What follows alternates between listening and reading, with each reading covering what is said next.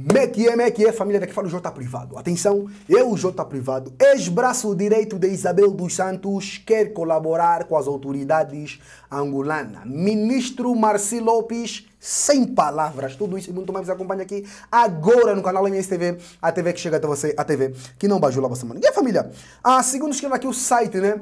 E a Clube Capa, é isto mesmo. Ex-braço direito de Isabel dos Santos quer colaborar com as autoridades angolanas. Está a entender, família? Olha, numa carta dirigida a João Lourenço, Mário Leite da Silva questiona a versão da empresária relativamente ao negócio da Galp e tece acusações ao próprio presidente angolano. Está a entender, família? E o gestor Mário Leite da Silva, antigo braço direito de Isabel dos Santos, na condução dos seus direitos ou negócios, pediu ao presidente João Lourenço, né, para separar o seu processo da empresária e mostrou-se disponível para colaborar com as autoridades do país africano. Ele manda no presidente João Lourenço, noticia o observador esta segunda-feira, na carta enviada ao chefe de Estado angolano, a que a publicação digital teve acesso. Leite da Silva questiona a versão da empresária relativa ao negócio da Galp, revelando mesmo que Isabel dos Santos utilizou uma empresa sua, a Eche Energia Investimento, né, para reembolsar os 72 milhões de euros de financiamento que a petrolífera Sonangol acordou com o seu marido, Sindica do Colo, para ter uma participação na Galp. Esse reembolso terá sido feito em kwanzas, moeda que sofria, né, forte desvalorização na altura, o que terá permitido a Docolo ter ganho 12 milhões de euros. Não tive intervenção na opção da moeda em que foi concretizado tal reembolso, que é o kwanza, nem quanto à escolha da empresa mobilizada, né, para o efeito da Eche Energy, né, investimento detida pela engenheira Isabel dos Santos, afirma Leite da Silva na carta, citado pelo observador. Leite da Silva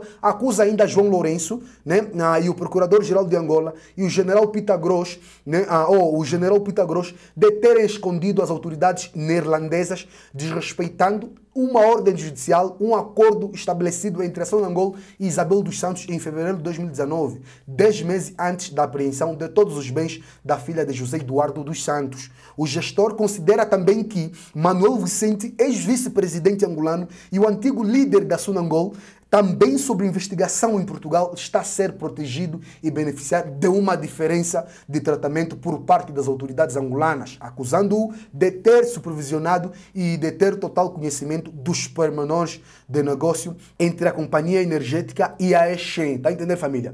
Agora, face a isso, né, o site da Clube Capa também traz aqui outra notícia dizendo que o ministro Marcelo Lopes, né, sem palavra, né, nas redes sociais, inúmeros cidadãos expõem prova de como os seus entes queridos, já falecidos há pouco ou muito tempo,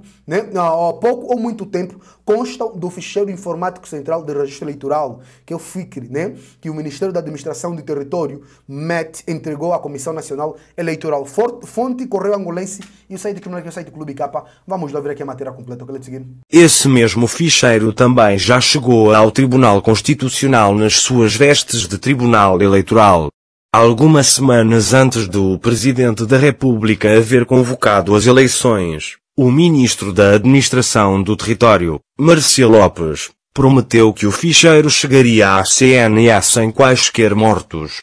Nas redes sociais são montanhosas as provas de que o Ministro da Administração do Território vendeu gato por lebre ao país. Em qualquer país decente, Marcelo Lopes teria saído do conforto do seu gabinete às primeiras denúncias para explicar o estranho fenómeno. Em qualquer país sério, o Tribunal Constitucional e a Comissão Nacional Eleitoral não precisariam de qualquer estímulo externo para fazerem o que as circunstâncias impõem: auditar todo o ficheiro de eleitores. Lamentavelmente, no país faz de conta que Angola continua a ser, o Ministro da Administração do Território não manifesta qualquer desconforto por haver enganado o país, e o Tribunal Constitucional e a Comissão Nacional Eleitoral estão quietinhos, fingindo irreparáveis surdez, mudez e cegueira. Todos esperam que o problema se extinga por si. O silêncio das três instituições é condizente com o conhecido ditado árabe de que o latido dos cães não impede a passagem da caravana. É uma postura condizente com o mais absoluto desprezo ao cidadão. Depois de ter pregado a mentira como filosofia, poucos angolanos esperam que Marcial Lopes seja capaz de lhes dizer a verdade sobre as razões que o levaram a incluir mortos no ficheiro de eleitores que entregou à CNE, mas, apesar disso, ele deveria dizer alguma coisa. Cabe aos partidos políticos concorrentes às eleições aquecer os ouvidos do Tribunal Constitucional e da CNE para a grave irregularidade praticada pelo Ministério da Administração do Território. A sociedade civil já faz a sua parte ao expor, de modo sustentando, a manobra do MAT. Os mortos que o MAT incluiu entre os eleitores deste ano deveriam suscitar, na sociedade, o debate sobre se o país deve ou não ir a votos sob tão densas nuvens. Num áudio ainda disponível nas redes sociais, o chefe da Casa de Segurança do Presidente da República adverte que se alguma organização ou se alguns irresponsáveis julgam que transformarão eleições em conflitos, devemos deixar aqui uma mensagem bem clara a estas figuras. 1992 não se repetirá em Angola. Instabilidade e guerra não voltará a acontecer em Angola.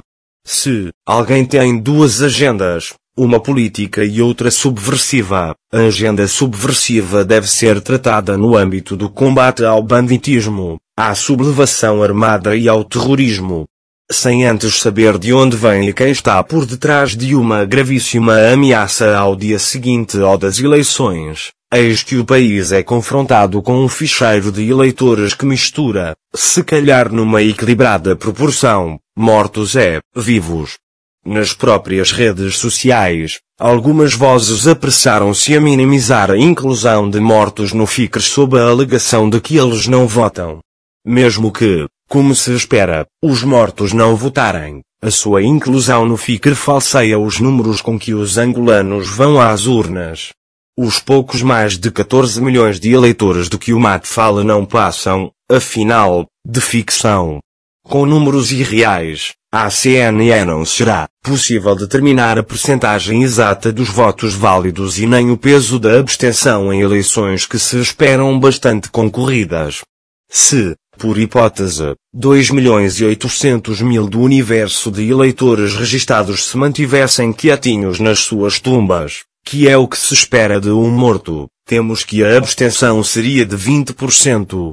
Se a essa percentagem somássemos a abstenção de eleitores vivos que não irão às urnas, pelas mais diversas razões, teríamos números muito desanimadores em eleições muito aguardadas. É importante, sim, que o país vá a votos com números corretos. O ministro da Administração do Território, ele próprio disse-o publicamente, não é dado à verdade. Mas, ele assumiu o compromisso público e expurgar os mortos do FICR. É direito dos cidadãos exigir-lhe que honre o compromisso. Deveria ser obrigação do seu chefe obrigar o ministro a retratar-se publicamente pelo barrete que enfiou a os angolanos. O país não deveria ir a votos sem antes afastar a ameaça de que fala o primeiro assessor do Presidente da República para os assuntos de defesa e segurança e expurgar os mortos do ficheiro de eleitores de 2022. Ir a votos nas atuais circunstâncias legitima a irregularidade e retira a todos a autoridade moral para, no pós-eleições, reclamar seja o que for. Como se diz em cartazes que circulam nas redes sociais, os mortos não votam. Não votam, é verdade, mas contaminam os números. No dia em que se comprometeu a apresentar à CNE um FICR isento de mortos, o ministro da Administração do Território definiu a fraude eleitoral como um ato ou conjunto de actos irregulares praticados pelo órgão eleitoral com contrariedade à lei e que tem como resultado beneficiar um candidato em prejuízo de outros. O país espera que a inclusão de mortos no FICR que o MAT entregou não persiga obscuros objetivos.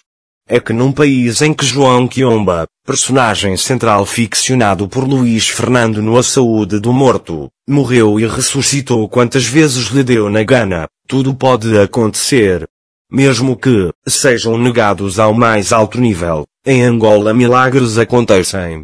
Em 2012, por exemplo, 4 anos depois das segundas eleições gerais, a província do Kwanza Norte foi às urnas sem uma única baixa na sua base de eleitores. Isto é, em 4 anos não morreu nenhum eleitor naquela província.